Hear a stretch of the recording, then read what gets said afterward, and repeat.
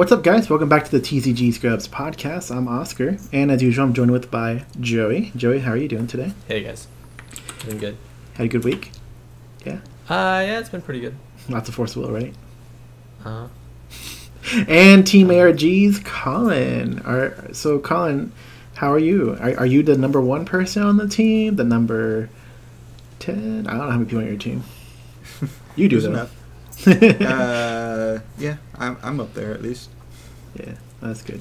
And as usual, guys, the podcast, your top 8, the podcast is brought to y'all by Happy Little Hug Factory. Happy Little Hug Factory has a website you can go to and purchase Forceful product, singles, casters product as well. And the new set comes out soon, right, for casters? I think it came out already, or is it come out soon? Come out soon. They don't have pre-orders for the new caster set. They won't have those unless more of their old caster product moves out. So if you guys want to see them keep supporting Caster Chronicles, make sure to go over there, use the link in the description, and get some more caster stuff so that they know that you guys want them to keep carrying it. Yep, and they also have the Buylist for Forcible singles, so if you have some extra cards you're trying to get rid of. And I forget when the sale ends, but they have those special promo dual stones, the European-based ones, on sale for $20 each. I believe that sale ends when? The 3rd? August 3rd, I believe, if I remember right. And again, like Colin said, you can visit the link in the description down below so they know that we sent y'all.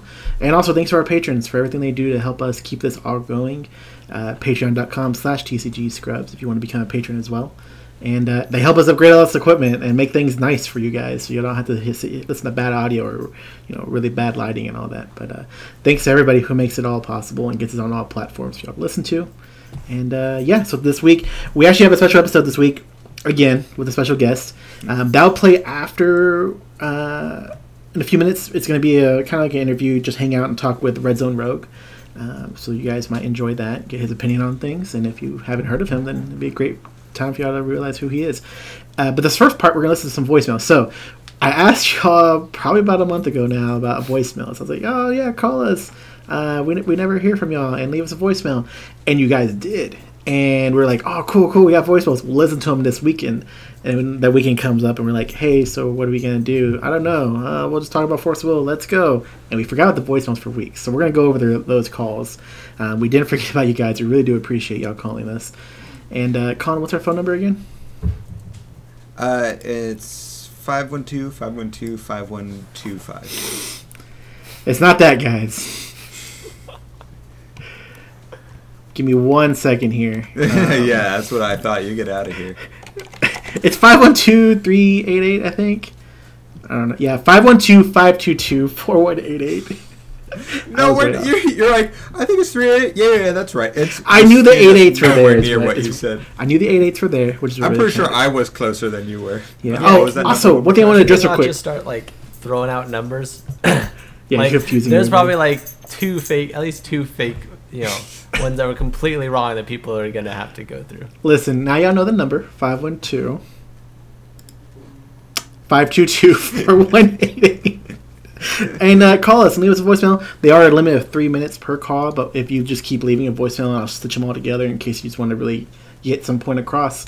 And really mad at us. Something I wanted to address from last week's podcast was it's hard to hear me at times is because Joey had a fan going. And you guys don't realize that fan is going until I was say to mute Joey's audio, and it's super silent audio. So that's why you couldn't hear me at times. Hopefully now you do. I mean, I've never changed any of the settings on this microphone. It's all been the same, so it should be fine. But Colin, you got the phone calls ready, right? Yeah, they're all queued up. Do you want to just dive right into it? Yeah, unless you had something else you wanted to address. Oh, spoilers are coming out in a week, August 6th. We'll have our daily spoiler videos, so make sure you tune in. They usually are released within an hour-ish of the spoilers being revealed. So if they're revealed at, say, 9 o'clock Central Time, sometime at or before 10 o'clock Central Time, we'll have our complete spoiler video uploaded, we won't share it, but it'll be uploaded to our YouTube channel and shared on our Facebook page. And so you guys just tune in around after an hour after spoilers every night, and it'll be there somewhere around there. And we'll either be really happy about stuff, we might be mad about certain other stuff, depending on what direction we go. Colin's really fast at getting that done, so. Yeah, yeah. So yeah, So I excited. think I've got a good system down. So yeah, it'd be pretty cool. Oh, and if they may have seen it already, we had a Transformers video come out on Sunday. Oh, We yeah. kind of went over some discussion of it. Yeah, if you guys want to see that, just go on our channel. It's 1 or 2 videos before this video, and Oscar and I just sort of did an in general discussion, talked about the basics of the games, to sort of a primer, what the product looks like, the visual of the cards, the mechanics, different things like that. Just very in general discussion. We didn't go in depth into anything really. We won't do that until we have our hands on actual product. But if you guys want to see more, even more speculative stuff like that, maybe if you're impatient, just let us know. Comment on that video or just message us somewhere else, and we'll I'm sure do more stuff on that, because we should be getting product in for it not too long from now, sometime after Gen Con, hopefully. Mm-hmm. But yeah, let's go and do those phone calls and see how that goes. Hey, what's up, guys? It's Joe. I just listened to the podcast, and I was like, man, I can't let you guys go down like that. So if I'm the only person that ever calls, I guess I'll just be the only caller, but at least I'll keep calling in, so it makes it at least somewhat worthwhile, right? But it was great to meet you guys up there. Actually, crap. Unfortunately, I'm at work, and I just had somebody pull in. I'll call you guys back in just a few. Damn it. That's hilarious. Yeah. I think my favorite part is when we first got it, we did hear what he said, and real quick, it was a short voicemail, and weeks went by, and we're like, uh-oh. Is he all right? We never heard back from him. Yeah. It's kind of like the classic horror movie, like, oh, someone's up, I'll call you back, and then you just never hear from them again. You're like, oh no. That's great. And it was cool meeting you too. Yeah, it was awesome. He got I mentioned in the previous podcast, he got a German piggy, which is awesome. German piggy. All right. Call So two. are these in order of when we received them? Yeah. Okay. So call 2. Ready when you guys are. In 3, 2, 1, click. Hey guys, it's Paul Reisman from Ruler School. It's I Paul. heard you guys wanted someone to leave a voicemail, so I guess this is just me doing that. So my question for you guys today is, what would you do to the Rhea cluster to make it more well-rounded and better for draft? And before you get started, you can't talk about how Wind is unbalanced, you can't talk about how Scheherazade Joey. is absurd, Colin. and you can't talk about, there's one other thing I wanted to say, and I can't exactly remember it right now. I think those are the main two. And just to give you guys an example of what I'm trying to talk to you about, I wanted something akin to like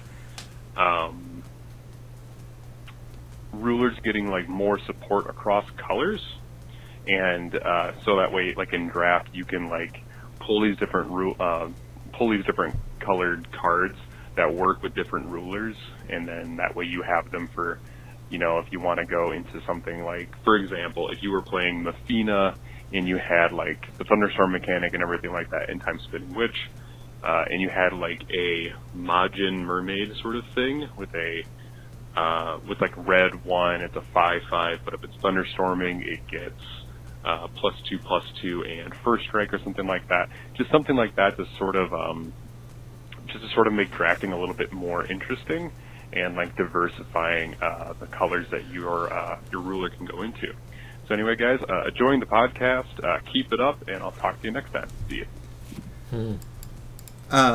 Can you, Oscar? Can you restate that, like, the gist of that question again? So pretty much, how would you restructure Rhea cluster to work easily with draft? And I kind of get what he's saying. So like one thing I would have done, and I know people would have hated it after seeing how sealed abilities would have worked, I probably would have given the draft rulers sealed abilities too, at least some of them, because like when he gave the example of the blue draft ruler, which I'm guessing her name was Mefina, I forget her name, I just call her blue draft ruler. She would have benefited of gaining the abilities of either giving Thunder or working with Thunder, like the way Shayla did, had she gained it when Shayla gained it. Because when I was at Time Spinning Witch set comes out, right? No, she does. She just works with Rain. So had she had it when Time Spinning Witch came out, it would have been like a lot easier to incorporate cards you drafted with, had she had something like that. Some of them probably didn't matter, like the Panda Ruler.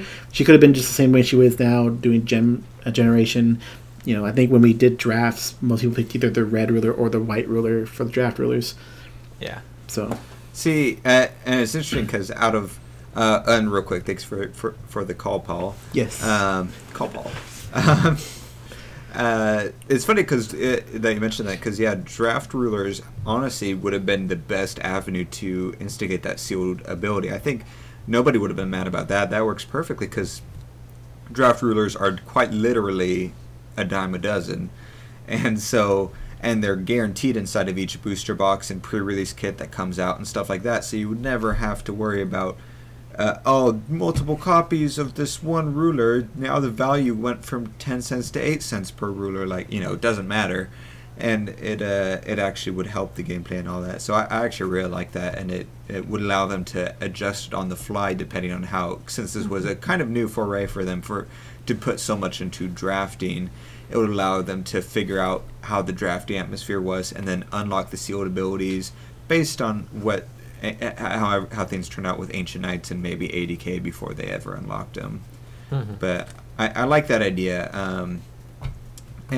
Contrary to what he said, I don't think green is usually that strong inside of draft. Draft, usually the big one is red, is the sort of universally strong mechanic inside of there. Yeah. But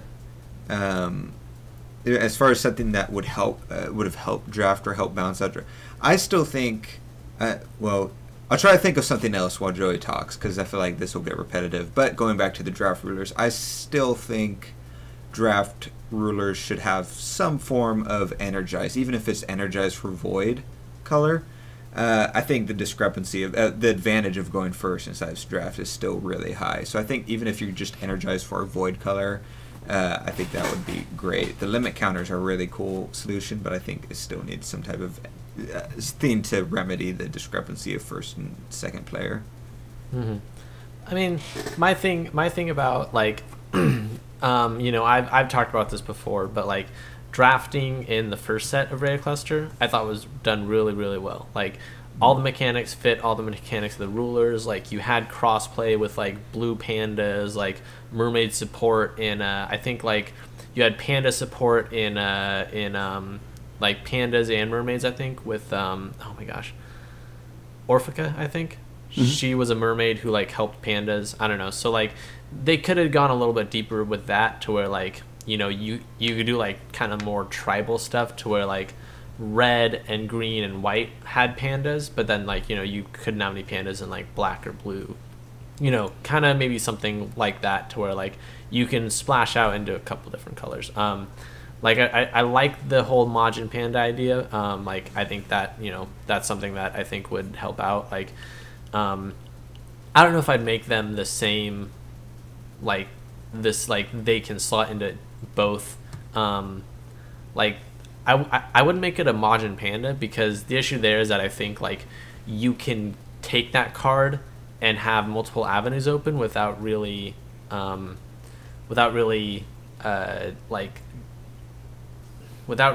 getting deciding to get into that that deck archetype, and I feel like that's a little too strong in draft. I think the issue for the other ones is, like Oscar said, Thunderstorm, you couldn't use that. Sherry's abilities, you couldn't use that. So they took what was so good about the first set release, where everything worked with everything else, and everything they had the strength counters, and the strength counters were all good, and they had a lot of great crossplay and stuff. And then they stopped, they slowly stopped doing that, and I think that was a real issue they had. If they just kept up what they had in the first set release and kept it throughout the whole thing, I think that it would have done a world better. And then I agree, I wouldn't have Majin Pandas, but I would have pandas, a handful of pandas in black and green and stuff, to where you can branch out. But I don't really like the whole one card can be supported by 3 different rulers. I think that's too much variety when deck building.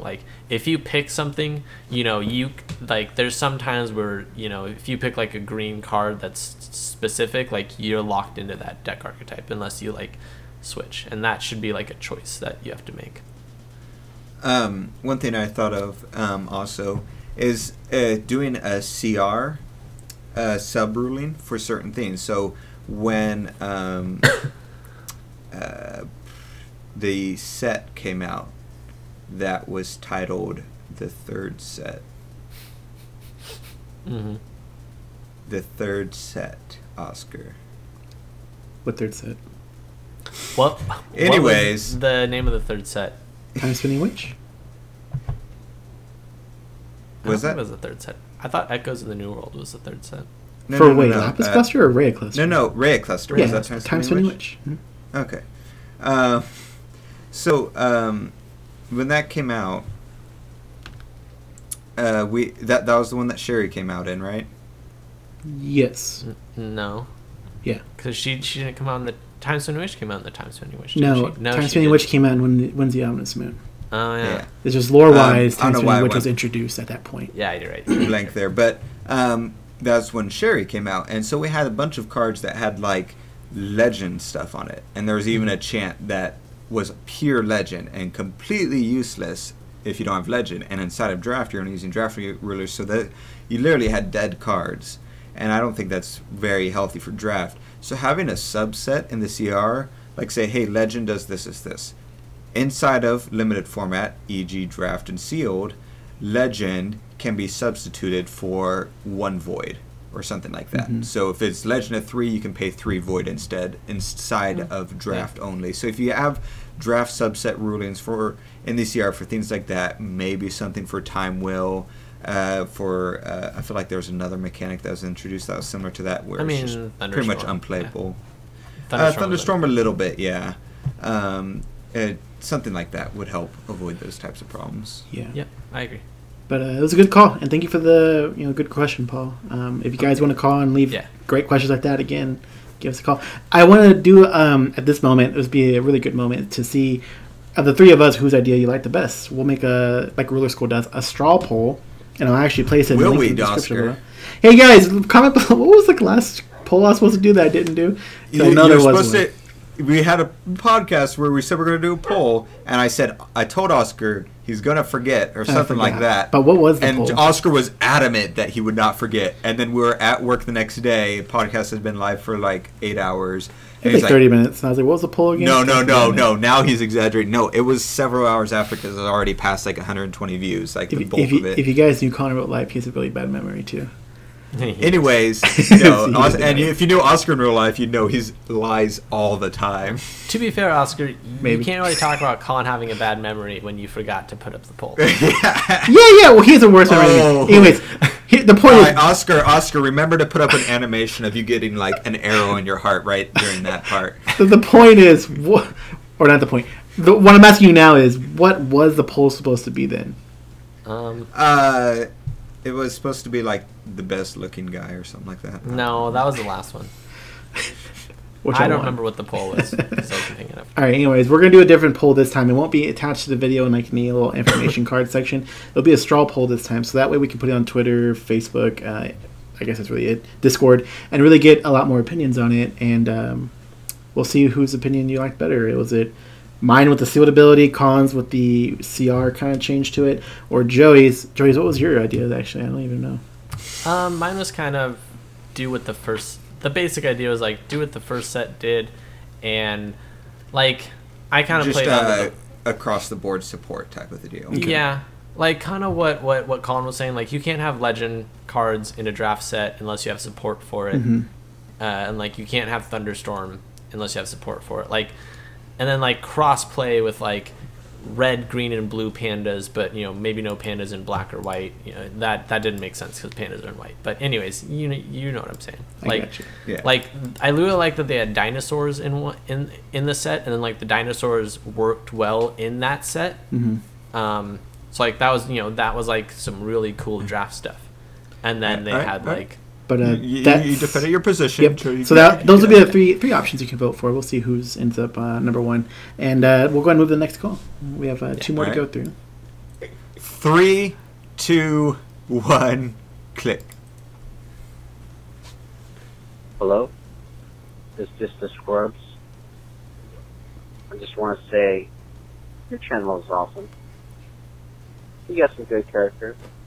You got some good material, good content. sustainable content. You guys are not clinging on to tropes.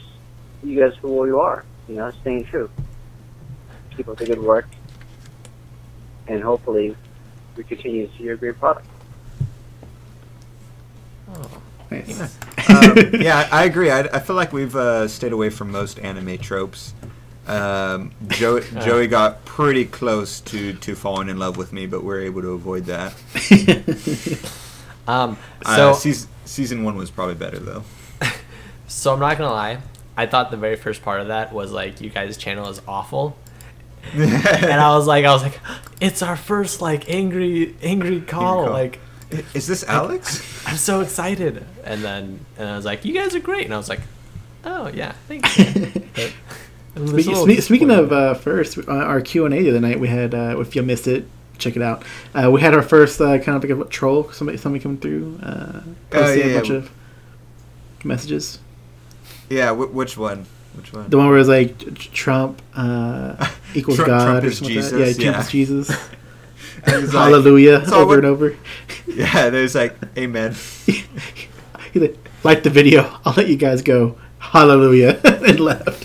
I was like, see, that was a cool troll. He like came in, did his thing, and then he left. Like, that's funny. What about the other troll asking you to rank top 8 of your team? Yeah, that was a pretty bad troll. Trying to stir up shit. Well, speaking of, you should see we get him on the was. podcast. BB? What? Yeah, Brandon. BB? Yeah. It would be cool to get him on because I know that he's really good with like drafted sealed play. So right before the new set comes out, it'd be cool to get him on. Yeah. He could do a guest video with Joey's pre-release primer.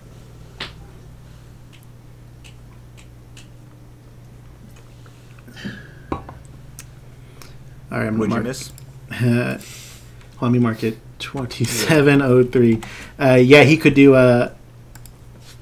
sorry. He could do a guest video with Joey's pre-release primer. Oh yeah, that'd be cool. That'd be cool.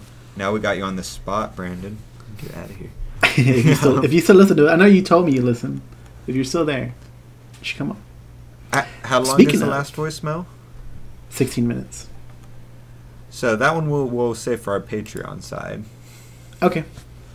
In case you guys are wondering, that is so several weeks later, we got the call back from Joe. Yeah. So he's alive. Don't worry. We figured that out. We were kind of worried for a while. But we'll put that over on our Patreon mini podcast. That way this isn't going too long. Because we're going to leave you and we're going to end it for us, but you're going to be let in with the interview with RedZoneRogue. And then when that comes which to was an some end, pretty cool discussion. that'll be the end of the podcast. It's exciting. So I do hope you guys enjoy it. But before we go, so are we going to be able to get Jeff at some point, Colin? Oh. What's the word on that? Yes. Yeah. I talked to Jeff Finnegan after he did the Q&A about getting him on here to do another interview like before, because that was Nice. super cool. Super easy to talk to because you can say something and then he's off for the races for a while, which is great podcast material. So I'm hoping we'll set something up. I was trying to figure out the best time to talk to him. So maybe you guys could let us know also what you think would be the best time. Like, would it be right at the beginning of pre-release to get us hyped for what's to come, in the middle, or I mean middle. right before spoilers, I meant to get us hyped for what spoilers are to come, middle of the spoilers so we can answer questions about them, and also give us a preview of pre-release, different things like that. Like time frame, what would you guys think is the best? I think right in the middle. I mean, I'm going to answer for something. I think right in the middle sounds good because then we're going to have a bunch of like, oh, what is this and how does that work, or what is this going to mean in the future? And if you guys end up having questions after seeing spoilers, you can message us or send us emails or whatever through Twitter. Yeah, like everything. I'm definitely kind of on Oscar's side right now. Like before pre-release, or spoilers, like it's okay, but I feel like right in the middle, like we can hit him with hard-hitting questions, ask about stuff coming in, and like end would be really nice too. You know, we get his thoughts on the entire thing, but I kind of like the middle. But I feel like in the end we'll we've missed some things that we were hyped on before, and we've Exactly, seen some more stuff since. So, but we'll check that out, and we'll see you guys next time. Yeah. Bye. And now we're actually joined by RedZoneRogue. How's it going? Pretty good. How are you guys doing? Good. Good. Nice. This is all you, Colin. I didn't. I didn't Oscar, know- you're the one supposed to be doing this. Jeez. Well, I didn't know what your subject, your topics were for the day. So if you guys aren't aware, RedZoneRogue, he has his own channel on the YouTube where he does. I think some of the main stuff you're known for is sort of your deck strategy videos and different things like that, or at least that's what I noticed the most from you. Yeah. And a lot of cool sort of unique more videos, I feel like, and stuff like that. I'm sure a lot of you guys are already subscribed over there, but we'll have the link in the description just in case. But yes, thanks for coming on. Yeah, no problem. I'm glad to be here. Speaking of your videos, I know like one of my favorite ones when you buy your booster boxes and you attempt to create decks using those booster boxes. I find that's a great entry for new players who are just jumping in. Who are always Yeah, I like, think what it's do I also buy? it's also like a really fun deck building challenge because a lot of people just look up lists online or net deck or some form of net decking. Maybe they find a deck they like and then tweak it a little bit. But like starting from scratch is really fun because you have such a limited pool and you have like to make card evaluations based on your limited pool. I really like it. It reminds me a lot of like building sealed pools, but like with a lot bigger pool. Is that gonna change how you do it at all with the Valhalla cluster and how all that's working? So I've thought about that a lot. I think what I'm going to do is I'm still going to do deck in a box videos, but I'm going to make it so that I can use any ruler from Valhalla cluster because they're all available in starter decks anyway. And so like that's under the pretense that a new player would already have a starter deck because you can't even play the game now without a starter deck. So, yeah. Yeah, was that harder? I'll be honest, I haven't seen those videos. I tend not to watch. I've mentioned this before. I tend not to watch a whole lot of videos because I tend to, in the back of my mind, I'll retain stuff, and then I'm afraid of doing that without realizing I'm doing something. I've seen on other channels. I do that a lot. There's just so, like a lot of content out there too. Oh yeah. Yeah, and it's. I mean, I'm fine with watching like.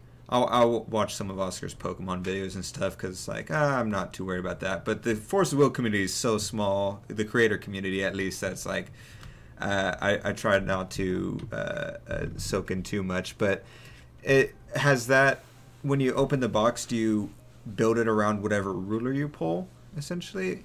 Yeah, so basically the conceit of it is you try to build the best deck with only the contents of the box. So if you get a ruler, you can build it using the ruler. Otherwise, you have to use like the draft rulers, which can be a little rough. So it's like if you were a brand new player and all you did was buy this box, what could you build? Is kind of the thing. Okay, cool. Yeah, because I was wondering if it was affected at all by the past two sets where there's a decent chance you wouldn't pull a ruler and all that. Yep, that gets rough. It gets really rough. Yeah, that was probably one of the most disappointing things ever was when I got I think it was the most recent set, the first booster box I opened, and then not having a ruler in it. I was like, oh, this feels really bad. Yep. I posted an image on Twitter like a couple sets back, and I got, out of all my boxes, it was like 3 or 4 boxes, only I got starter deck rulers. I didn't get a single brand new ruler, and I was like, oh, this is great. Thanks. It's tough. Yeah. Yeah. At least we technically won't ever have to worry about that again, but we'll see if that's good or bad. Well, speaking of that, what are your thoughts on the next set, not having rulers and doing sort of the runes instead of that, and all? It'll be, my opinion will be probably change based on how cool the runes are and how like impactful they are and if they look cool, because I think they want to make the runes like the chase cards, maybe, right? And if they're like super cool, then maybe that could be a good thing. Maybe like instead of like going for your ruler, you're going for your chase card rune, which could be sweet. In general, I think it's a good idea for new players because right now it's like really difficult to start out because you're either playing with a starter deck ruler or you got to get really lucky in one of the new boxes. Like good luck to players trying to pull a fresh Scheherazade or something. You just got to buy it off the secondary market, and they're not exactly cheap right now. Oh, so no. I think it could be a really good thing. Time will tell, I guess. Yeah, when you mention like cool art and stuff, I'm hoping that too. Like It sounds like they're not, but I was really hoping they were going to do something kind of like they did with Caster Chronicles, where they've had Soulbond Servants, and now they have Deities coming out in the new set, and both of them just completely just are a fresh new card, different borders, different, just this beautiful thing where you're like, I'm buying a box just to try and pull one of those because those are gorgeous. And I was like, if they do that with runes, I think that would be like one of the things that would keep booster box values. Pulling one of those instead of a ruler is just for a collector would be amazing. Yeah. And you would need more than one rune per deck, presumably. So instead of a ruler where you need just one per deck, unless you're sideboarding into a ruler, different ruler strategy, getting multiple runes could be a cool thing. So it maintains the drive pulling, like getting new booster boxes. So you can get like one rune in one box and maybe another rune in a different box, and you can use them both for your deck, which is pretty sweet. Yeah. And I'll real quick preface before we go further, just in case something happens. We're recording this before Jeff does his Q&A with Iji. Just in case we're saying all this and you guys are like, what? They just talked about that. Runes are going to be made out of solid gold. What are you guys talking about? I really hope the runes aren't just like a card with like just a rune letter, like a Norse rune, and that's it. That's the art. Man, I'm gonna be super bummed if that's what it is. Like a bunch of unknowns from Pokemon, just like exactly. It's like, I got the unknown that looks like an X. Sweet. See, to be fair, they said it's what sealed ability is, a new version of sealed abilities, and sealed abilities is that little random symbol. Yeah. So you got the wingdings. Yeah, just the wingding font. So, about that Valhalla cluster, Oscar and I have talked a little bit about like the stuff that we're excited for. What are you excited for as far as like they've shown the different factions, what abilities they're able to do, and different things like that. What sort of stuff? Oscar's like, he just cares about Egyptians, doesn't care what they actually do. Egyptians really cool.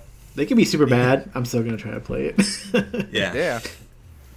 I'm excited for a lot of it, actually. Some of the stuff is pretty ridiculous name-wise. Like the rainy ruins being called rain ruins is absolutely absurd. But I think the theme is really cool. It's got like all these angels and demons and stuff. I really like the cat ninjas. Cat ninjas are pretty badass. Egyptian stuff's cool. I'll be interested to see how they do the Knights of the Round Table, like the robot Knights of the Round Table. Maybe they're really sweet too. Me too. Yeah. I'm pretty excited for it in general. I have fairly high hopes, but they're pretty tempered based on past Force of Will products. So, did you ever get to play back in Valhalla or even open product from back then? So I have opened Valhalla product. In fact, I have like a sealed, like right behind me. Nice. I have a sealed Valhalla mini one. This is the first set, but it's in Japanese. So I have one sealed, and I've opened up another one. I never actually played with them because the only ones I can get that were affordable are in Japanese, and no one else has Valhalla cards. So, I want to use them for like a Force of Will cube or something. I think that'd be really cool, but like a draft environment that you can make yourself. That'd be cool. I started in Moon Priestess Returns. Before us. Okay. Yeah, that was. I'm trying to remember. NPR was it a long time before us? Yeah. NPR was Grim, wasn't it? It was the third set in the Grim cluster. The Castle of Heavens and Two Towers was just. I started right when NPR just came out. It came out a couple days before I started. I think Castle is the only non-Valhalla booster box that I've never bought a box of. Right? It's kind of expensive too. Yeah, it still is. Yeah. Do you have back then? Did you have a local scene, and do you still have a local scene, or has it died off? So I've moved since then. I used to live in the Bay Area, California, and now I live in the Portland, Oregon area. And there actually was a scene in Concord, California, and I did trade and I played at a place called Equilibrium Games. But here, there's really not a scene. There's just me and then my brother and some other friends who I'm just like, yo guys, you should play. Here's the decks. I have 12 decks. You pick one. They're cool. You should play with one. That kind of stuff. Yeah. What is it? One of those scenes where there's just not a scene, or what? Did you move there and the store owner was like, "Oh, there used to be a scene," or it's just they've never really done anything. I've heard there used to be a scene here, and it just kind of died out for what I would consider fairly obvious reasons, with Reflect Refrain and all that kind of stuff. It'd be nice to have a scene in this area again, but I don't have a whole lot of time to make it to the game stores myself, so it's hard for me to like just build one by myself. Usually it's like everyone's playing Magic, mostly Magic, and I have a bunch of Magic Commander decks, so it's like I can play Commander with you guys. Does anyone play Force of Will? No? Okay. Well, I'll play Commander. Yeah. Which I see your channel has lots of different types of content. Like you do Magic. Yeah. I see you're getting into, was it Age of Sigma, right? Yeah, the Warhammer game. That looks really Warhammer. sweet. That's what I was trying Warhammer to think of. game. Yeah. Yeah, they're making a digital game and a physical game at the same time. Like they're releasing them simultaneously, and you can scan your physical cards into the digital client. So you can buy like a booster box of physical cards and then scan the whole box in and get them in the digital client. It's super cool. Yeah, it's pretty awesome. See, that's smart. Just to, because honestly, like Pokemon, I feel like is the like perfect scenario of the marriage of digital to their printed game, in my opinion. And like no one seems to be copying them, and it's like such a clear balance. It sounds like they're doing something similar to Pokemon, which is really smart because it's like it's such a smart idea, and it doesn't take much. You just do what Force Will does, and you have these cards, and just make it so it works on. I guess Force Will would need to not abandon their digital game, but it's still it's a cool thing, and it generates more revenue because you can buy in digital packs and you sell cards and the code cards and all that. Yeah, and it makes it really a lot better for people who don't have really big scenes like locally, or people who are super busy, or you work a 40+ hour job. Then you can just play on the digital version when you have time. You don't have to like make sure you get a bunch of people around to play games. Yeah, especially if they come out with a mobile client, like when Hearthstone came out with that mobile client. When I played Hearthstone, I was like on that all the time because it was like, oh, I got a free 20 minutes on my lunch break or something like that. I'll play a game of this real quick and stuff. So yeah, as I say, Age of Sigmar Champions is launching with mobile clients like simultaneously when the set releases. So it's like Android and iOS now, and then like PC later or something like that. Gosh, that's so smart. Yeah, it really is. And it's made by the same people who did Lightseekers. Yeah. So it has the same kind of like Lightseekers scanning technology. So it's going to be very similar to like the Lightseekers mobile game, sort of, I think. I noticed the playmat looked the same with the little life around the edges of it. Yeah. Interesting. What company is it that makes those? PlayFusion, I think. Interesting. Yeah. I'm sure Oscar. I don't know if Oscar is wanting to find out about this. Have you seen anything about this new thing coming out? The Transformers card game. I saw like a couple card images and like some maybe like promotional packaging images, and that was it basically, or some art. I saw some art. Okay. Yeah, no, I'm curious because it's just it's such a not much has been released about it, so it's just been me talking to Oscar pretty much all the time because both him and I love Transformers, and it's an interesting thing of. I was trying to compare it to something, and have you played Star Wars Destiny? I have not. Okay. Is there any type of card game, maybe you'll know this, because I was trying to think of something similar to it, that uses the deck as a way, in the form of like when you attack, you flip cards over and that adds to your attack or defense? Nothing like that? That seems familiar. I don't remember off the top of my head. I've played so many card games. Yeah. Is there one like that? I don't know. It'll come to me later. Maybe I'll think of it later. I think there is a couple ones that are similar to that. Or like when you deal damage to your opponent, you flip cards as the damage instead of like you have a life point system. I've had that before. That I think that was this. People have talked about that was a Star Wars game that used that. Maybe I'm thinking of that. Was one of the first ones to use that. This one doesn't use it as a life thing, but it uses it as an additional resource for attacking and defending. But I thought it was an interesting mechanic. But it, like you said, it seemed like it sounds somewhat familiar, and I couldn't peg down. But it has a whole bunch of robots that are size of commander cards, and I was like, oh, that's cool. Nice.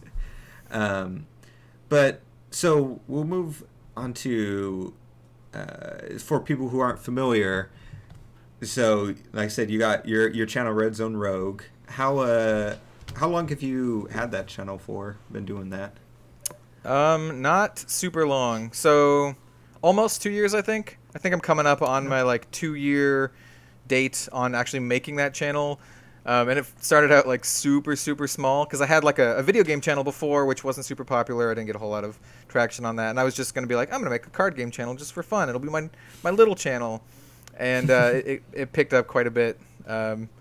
So yeah, I like it. It's now my like my pet project, I guess. Yeah. I found you just randomly once, and I was like, Colin, he has a YouTuber voice. Come watch this. It's great. I wish one of those. It was one of those things where I was like, "What?" I hadn't seen your channel, I think, until Oscar had showed me, and I was like, "Oh wow, he's getting like a lot of attraction and stuff. I wonder why that is." And like I remember I told Oscar, like, I clicked on a video and I started listening. I was like, "Oh, I get it. He's got a YouTuber voice. That's it." Yeah. So you could tell me anything, I'll believe you. Honestly, it took like a good year or so to develop like that kind of like outgoing voice persona thing. Yeah. Like stuff like that doesn't come super naturally. You just kind of have to like force it. Oh yeah. Did you do Force of Will from the beginning? So for my card game channel, yeah. Actually, interestingly enough, before I even made the video game channel, I wanted to make a Force of Will channel because it had just, like I said, it was like just coming out. I hadn't bought any product. I saw another YouTube video on it from a now defunct channel called Deriums. They do like Pokemon stuff now. And I was like, this game looks really cool. And like no one's talking about it. I should probably talk about it. And I made some videos and they sucked. They were really bad. I opened up like 2 boxes of Moon Priestess Returns. I opened up the starter, what do you call it? The Vingolf. I opened up the first Vingolf, and they were really bad, and so I just trashed those. And I'm like, oh, maybe I'll just make some Bloodborne videos, whatever. And then after a while, I was like, okay, I'm gonna try to make some other card game stuff again. I bought some good lighting. Don't really see it in here, but I bought some like umbrella lights and did some like 3-point lighting setup and made it look good. I bought like a better mic, and I was like, okay, we're gonna try this one more time, and I did it with some Magic videos, and the video quality ended up being pretty good. Nobody really watched them because there's like a billion other Magic content on the YouTube these days. But I was like, okay, I think I can actually make just a card game channel now, and I did. My first video on RedZoneRogue was was it 7 Kings of the Land? I think I did a 7 Kings of the Land booster box opening, and I was also going to try to do like digital games too at the same time. So I did a what do you call it? The Elder Scrolls. I did like a couple Elder Scrolls videos, and I did a couple like Shadowverse videos, but kind of stopped doing that after a while. Yeah, that's awesome. Yeah, I think our first video was the Croco Shark one, right, Oscar? Technically, when we first opened a channel under another name, it was a box opening as well. And then we scrapped it because it was crap as well. And then we opened up this channel, and then we were like, yeah, we'll open up with some gameplay. And it's Croco Shark versus Reflector Frame. Even my like old ones that I haven't gotten rid of are still kind of embarrassing when I go watch them again. I'm like, I'm talking really slow, and I don't sound... It just doesn't sound very good, and I'm just like, maybe I should delete them. But maybe I'll just leave them because no one's going to watch them anyway. It doesn't matter. Yeah, no, it's the same thing of like, there's some not great stuff early on, but no one's probably going to click on them. So we'll just leave them there and see what happens. Except now we've all pointed them out, so everyone's now they're going to hunt them down. If they want to keep scrolling through all those videos and they get to the bottom, then I think they've earned it. Yeah, I'm most embarrassed by our first attempts at a podcast. They were really bad. I wish I could delete those. Yeah, I think they're not fine, but they're not bad. It was like us with like 4 of our friends, and everybody's just like talking at the same time. None of it was about Force of Will. Yeah. But so lost my train of thought there. Did you have something, Oscar? Well, I'm No. trying to remember. I don't. That's fine. So do you like? So you play Force of Will. What would you say you do Magic Commander? Is Magic sort of your? Is Force of Will your main card game in real life, or is it another card game type of thing? Or So I've been playing Magic. This is gonna date me. I've been playing Magic since like 1994, since I was pretty young, and my Magic collection is actually huge. And so I've played all sorts of Magic. I used to compete competitively in Magic. I competed in the JSS, it was the Junior Super Series back when that was a thing.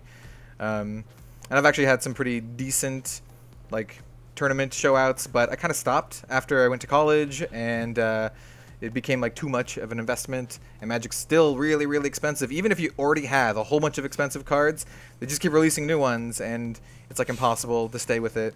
And so I found Commander several years ago, and I can use all my old cards, and I don't have to buy any new cards unless I really wanted a specific one.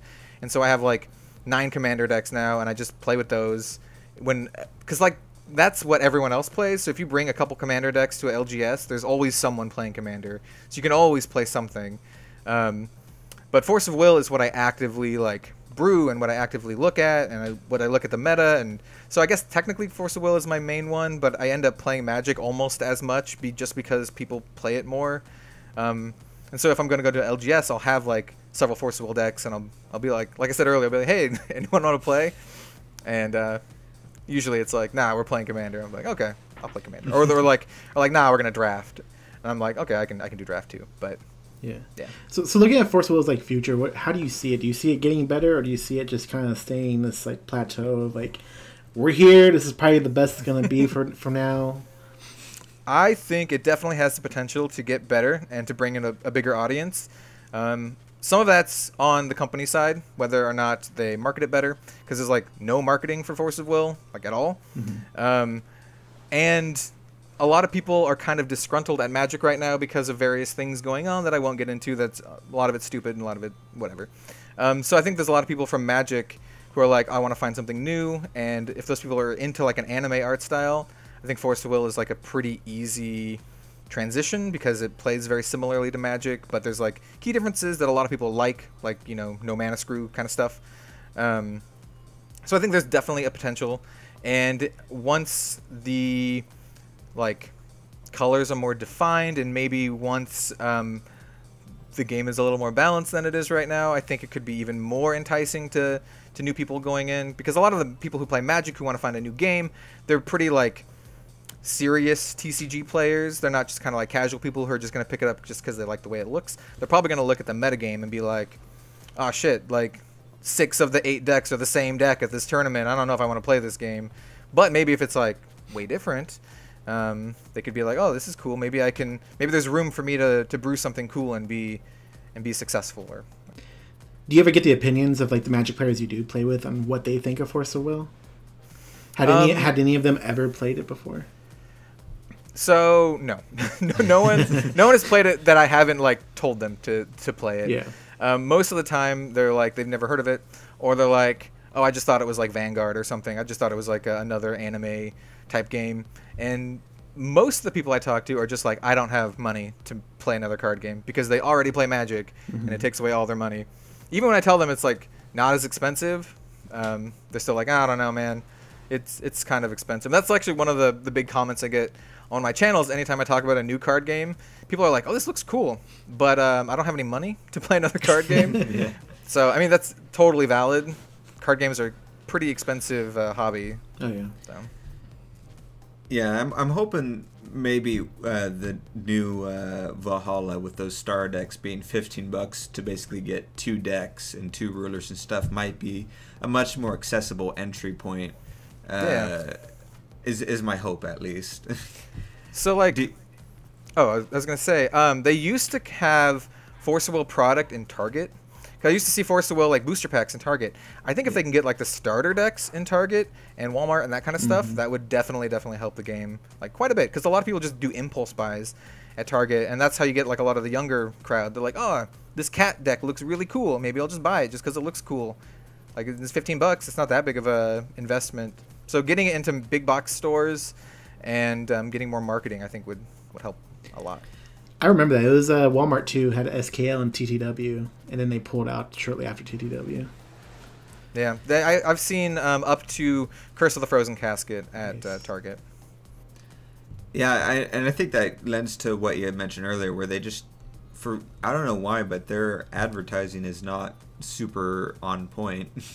Like, yeah. If they made the effort, made sure all the locals got the demo decks that you could just hand out. Like, I was at Mothership, our local card shop, the other day, and they just have, you know, all the things for Dragon Ball Super and for I forget the other one, and so I was like, oh, cool, Cardfight Vanguard. So I was like, okay, I've never played this, I want to try it. So I just was able to grab one of those and go, and it has all the material to show you like what to do, where to go to get more, or what product to get that's out currently and stuff like that. So like big pushes like that, and like stuff for the store owners to incentivize them to advertise it to their goers and all that stuff. They just need to have a huge marketing push would be, I think, extremely helpful at this point. Yeah. I mean, hopefully they can do it now, since they've kind of like stepped back on the architect stuff a little bit. Maybe they're saving some money for marketing. Hopefully, we'll see. Yeah, that architects. Damn, I think it looks cool too. I actually like architects. I was awesome. super. Yeah, when they announced them both, that and casters, I was super excited for architects because I read the description, the gameplay, and I was like, that sounds cool. Casters, I was like, oh, that sounds alright. I ended up actually really enjoying the caster gameplay. I genuinely have no memory now of how architects played. I just remember I was super excited for it and like the whole like aesthetic they were going for and stuff like that. And I was like, and then they switched it. It keeps getting delayed, and then they switched it to the what is it called? LCG instead of TCG. Living card game. Yeah. Yeah, and I was like, okay, I mean that's all right, I guess. I'll still play it, and now it's delayed again. I was like, yep, it's still gonna happen. Yeah, I mean, living card games, they can be kind of cool. I've played a couple. I played the what is it? Legend of the Five Rings. It has a living card game now, and I played that. It's really cool. It has really cool art. And I think a lot of people do like living card games because you just buy it and you get all the cards. So I think there is a market there. Hopefully, they just make it so people can buy it. Yeah. So as far we had touched on it, what do you think is sort of like some of the problems associated with not only the current but past metas that Force of Will keeps having run into? Do you think it's a problem with not having a solid definition of the color wheel? Is it not enough? Is it coming down to R&D, or is it some other issue? Is it U.S. players just not trying stuff outside the box? Like, where do you attribute a lot of the problems we're having? Honestly, it could be like a combination of all of them. It was very interesting because when before Scheherazade physically came out, when it was spoiled, I remember Jeff saying something along the lines of, "Oh, she's not that powerful, but if another deck becomes super powerful, she can maybe like counter it with her like story deck." And I think they grossly underestimate how actually powerful some of these cards are. And so when it comes out and everyone's like, "Dude, this card's busted," and then they play it and they're like, "Yeah, this card's busted," then everyone just starts playing it and winning, and it gets out of control. And then I guess Force Will R&D is like, "Oh, I don't know what we've done. What have we done?" So maybe they need more playtesting, or some place. I don't know how much playtesting they actually do. I mean, maybe they need playtesting at all. And oh, go ahead. Oh no, I was gonna say, and it could be like they're playtesting, but they might be just in such a bubble that they just need like one person randomly to come in once in a while and be like, "You should probably take another look at that," and then just walk out of the room once in a while. Yeah. And then what was the other thing? Oh yeah, I think clear definition of color pie would also help. I don't know if it directly correlates into balance chain like balance problems. I mean, it definitely can because wind is so overpowered, but I mean, it couldn't hurt. I mean, it would definitely help define what decks are supposed to do, or like what a color is supposed to be able to do. Because like right now, it seems like not most of them, but some of them could just do whatever they want. Like wind can do whatever it wants. You can literally just whatever. Wind does damage now, and it cancels, and it ramps, and it makes big dudes, and it makes small dudes that also ramp, and it just does. It can draw cards too. Why not? So, yeah. And it can search and mill and Yep. mill your opponent now. Yeah. Yeah, it can put stuff in your graveyard if you want to do Reanimator. It can do everything.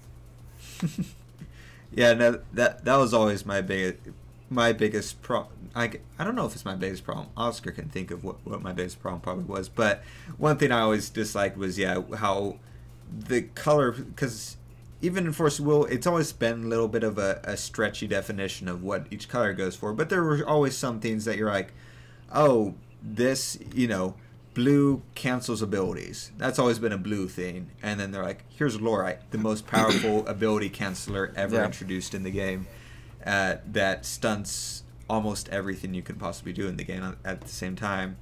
Here, draw power. Actually, I don't remember. Draw power's been blue. Yeah, draw power's blue, and they gave that to green. They gave green one of the biggest single J Resonator damage dealers in the game. Granted, it's a high cost, but inside of a guild deck, it's not technically too high. Gil was really close. I mean, it still could potentially be a problem. Gil was really close to being a problem just because of the amount of non-green conditions they gave him that are technically lower cost and stuff like that. And the new Gil Resonator, that Barrier was a yellow thing, but now that's just an everyone thing. A lot of stuff like that was,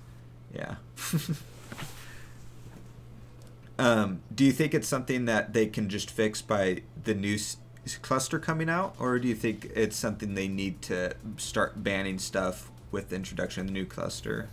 So I guess it would be both, because they can definitely fix it with the new cluster, but all the old stuff's still going to be there.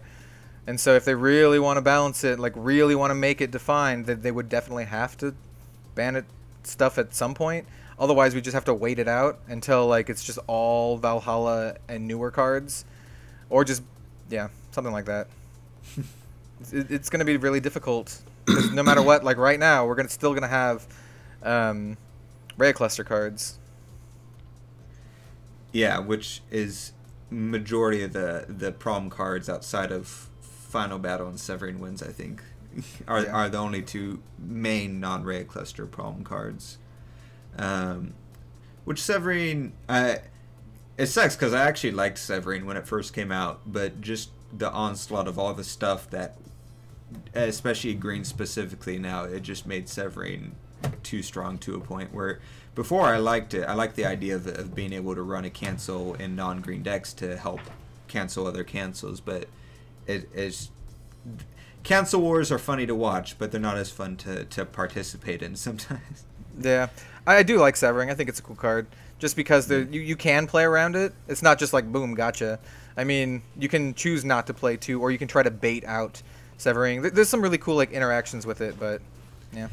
Yeah, no, I really I enjoyed that. I enjoyed having to I think, who was it we were talking? I don't know if it was on the podcast or not, but we were talking about how once this cluster rotates, it's going to take a while to break out of that habit of playing one card per turn, making sure to time playing that one card during your opponent's end phase before it enters your turn, so you're not accidentally playing two cards in your turn and stuff like that.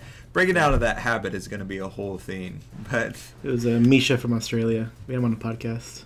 Okay, that's what it was. Yeah. I was like, I know we talked about this. But I do want to ask you, so let's just say it's a bunch of new players who just found this podcast. What's your advice to them? They're like, I just found out about this. I'm still learning. What do I need to know? In what regards? Buying cards, or starting out in yes, general? starting out. They're starting out as a player, so they need to figure out what they're going to buy and where they're going to go, I guess, from there. What I would do right now, if I was just starting out, I would see if I even liked the way the game played, honestly. Yeah. So I would say get some starter decks. The Raya Cluster starter decks are all pretty decent. They're not too expensive if you can find them at good prices online. And I would just buy whatever ones look the coolest to me and just test them out, just see if you even like it. And then after that, then you can start getting into the nitty gritty and seeing what's competitive, and maybe look into getting a booster box or something like that. If you just have a ton of money to throw around, maybe just buy a booster box. But not a lot of people have extra $100 lying around just to buy cards. Or if you just don't care at all and you just don't care about competitive, you can just buy some old cheap booster boxes, because there's a lot of old ones that are pretty cheap. Crimson Moon's Fairy Tale, the very first Grim Cluster set's like $40 to $50 on eBay now. So you just want to go buy it, you can just go buy it and have some fun. But honestly, if you really want to get into it, just buy some starter decks and play with a friend. Find a friend to play with. That's another thing. Getting just like a sibling or just a really close friend to play with will help you guys, or help you out quite a bit. Because then maybe 2 people, it's a lot easier to get some other people to join you, like an LGS. So 2 people are playing, and then maybe some other people are like looking at it, and they're like, hey, you can play too. We have these decks. Yeah. Question on the $30, $40 boxes. Do you ever see those going up if Force Will keeps going and keeps going? It really depends. It's really hard to tell with the secondary market on that kind of stuff. It seems to just keep going down. I used to think that like Crimson Moon Fairy Tale boxes wouldn't get lower than like $60, and now they just keep getting lower. Yeah. It seems like Millennia of Ages like plateaued or like bottomed out, I guess, at like $20.